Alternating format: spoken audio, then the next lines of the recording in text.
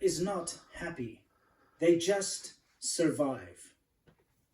Let me show you something. This is the line on Tianzi Road outside the US Embassy in Beijing on June 3rd. Pretty long. These people are all coming for visa interviews, standing for hours to get their chance at freedom. This is a daily sight. Here we see another line the next day on the 4th of June.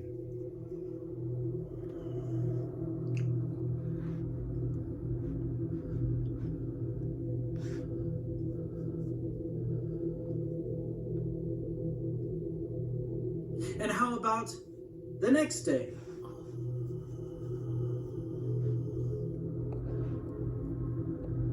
Here's the 5th of June.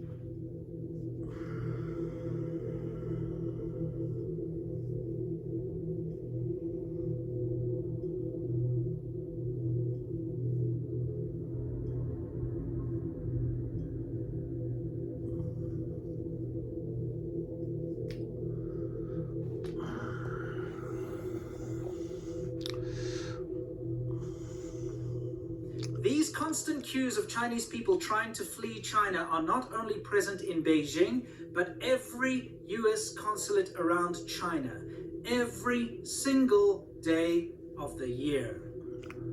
美国驻20馆门前长长的队伍。今天是5月29号，24年的5月29日上午，美国使馆门前长长的面前队伍。 You've no doubt heard about the tens of thousands of Chinese citizens illegally entering the USA every few months, through the southern border as well. Why is it that so many Chinese people are trying so hard to leave China? Well, the reality is that living in China is tough and quite miserable for most people. This is in stark contrast to the distorted facade that China projects to the outside world. Flashy skylines at night and high-speed rails.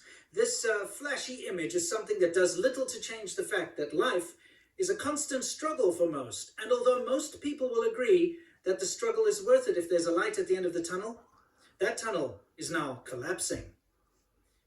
So back to learning Chinese being a curse. A scene which I would rationalize in my mind to have deep meaning often turned out to be some hollow nonsense in reality once I could hear what people were saying and actually discussing. Signs that used to blend into the background suddenly shouted disturbing, condescending things at me, barking orders on how I must live my life, the things I have to think, and what opinions I'm not allowed to have.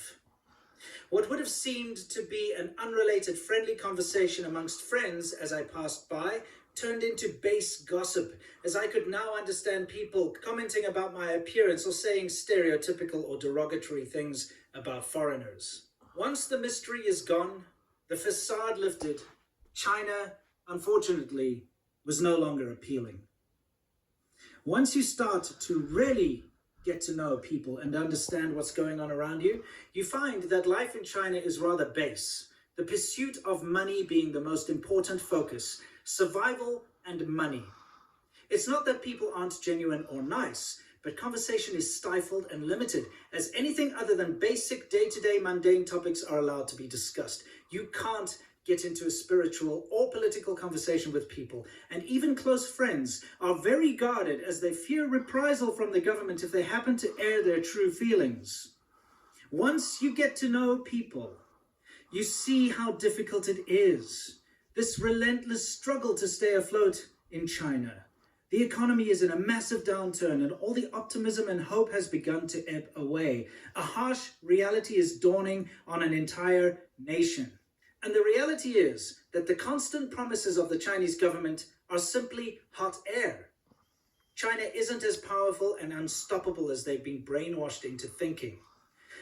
You can see rockets fly into space, new EVs being showcased and flashy skylines, but your life isn't improving. In fact, you're being forced to cut back on your spending. Your boss is asking you to work longer hours for less pay, or is delaying your salary, promising to pay you next month.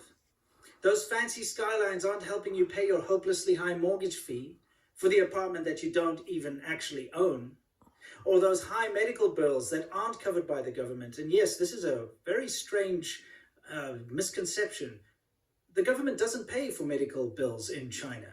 You still have to pay out of pocket, and it's very expensive. If you earn $500 a year, which a huge amount of China earns only around $500 a year, a $20 doctor fee for a visit is a huge amount of your income, and it's something that most people can't afford.